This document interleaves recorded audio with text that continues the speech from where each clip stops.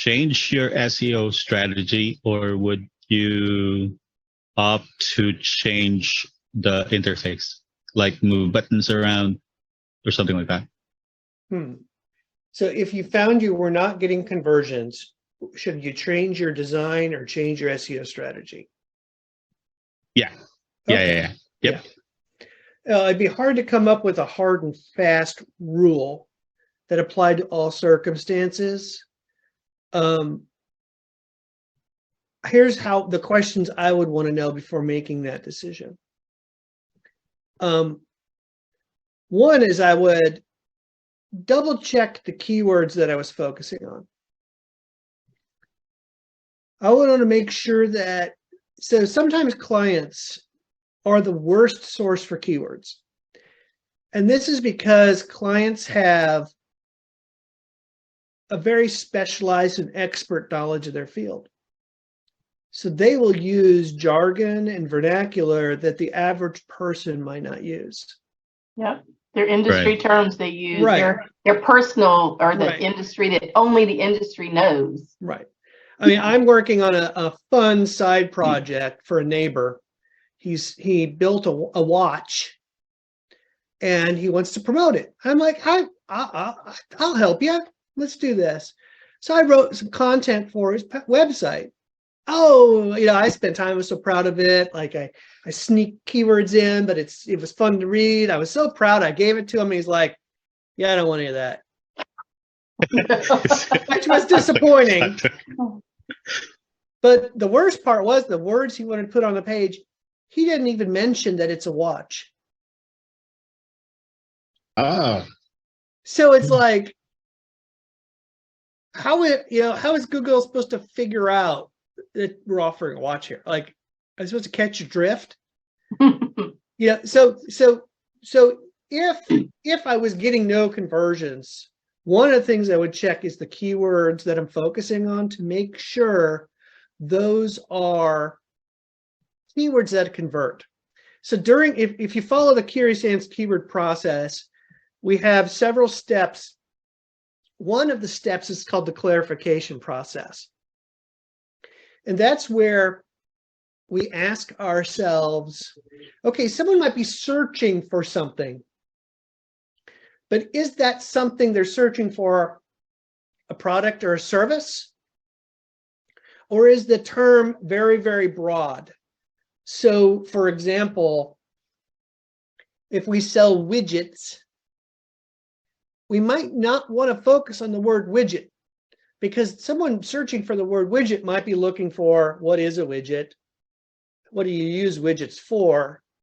How do you build a widget? What's a good job in widgeting? Because the phrase is so broad. And so what we want to do is we want to narrow that down a little bit more. And if we offer widgets for sale, maybe a better word is widgets for sale than widgets, or things like that. So I guess what I'm saying is sometimes clients focus on words that are so broad, people are searching for them, but number one, they're never going to rank for it because it's such a broad phrase. Two, it's not connecting with the customer who's ready to become a customer doing the search.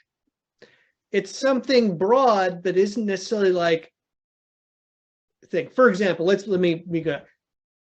One day, if I work really, really hard, I might rank for SEO. But when I do, I'm going to be find people finding my website who want to know what is SEO. Mm-hmm. Or they have a Korean friend named SEO, which is actually a really common misunderstanding in the SEO world. Hilarious. Because apparently that's a Korean name. They might want to get a job in SEO, right? So ranking for SEO wouldn't necessarily help. But if I wanted to be found as a service provider, maybe I want to rank for SEO services or SEO company. Now we're getting closer to who I am because it's a little bit more relevant and limited than SEO. And so the keyword research process encourages you to think through the keywords you found to narrow them down to be closer to what it is that you provide as a service or a product, rather than just think about SEO or carps or valves or lawyer, right? There's any number of kinds of law that lawyers practice, but not every lawyer could practice every kind of law. So even if we did family law, that's still pretty broad. So we maybe limit it by geography, because you in the United States, you can only practice, you're going to be licensed to practice in a particular state. So it's, right. You know, North Carolina family law, or North Carolina family lawyer, or, you know, again, clarification. So the first thing, if I was finding no conversions, is I'd check the keywords to make sure that these are keywords that are relevant to customers, that we are focusing on that to make sure we're not missing opportunities because we're focusing too broad or too technically. Then what I would do, this is where, after I was sure that the keyword research was good, the next thing I would do is check on like heat map tools to see, are people able to find the calls to action? Are there calls to actions at all? Right? I had a conversation today with a client, and they're like, we don't want to be obnoxious and ask for it. Well, that's one way of thinking about it. They don't want to ask for the sale.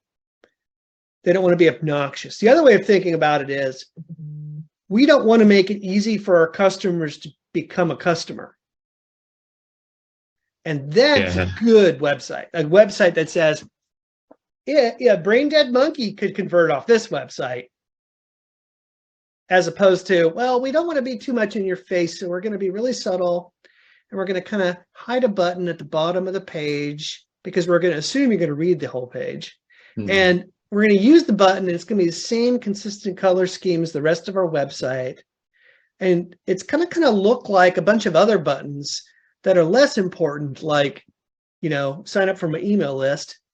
And so, you know, but the heat map tools would help you know, are people even getting to them? And then so the heat map tools would start to tell me, is it a site design problem? And if it is, then I would not.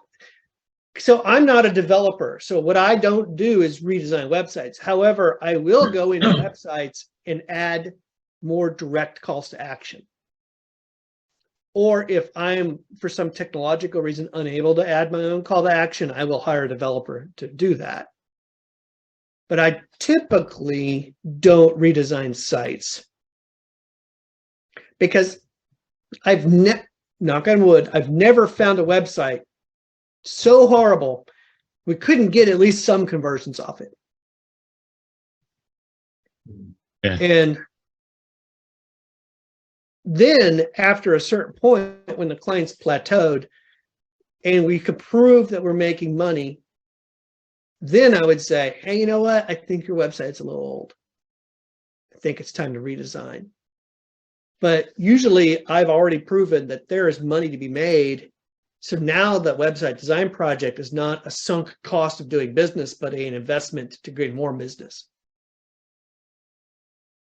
So does that help answer your question, Brian?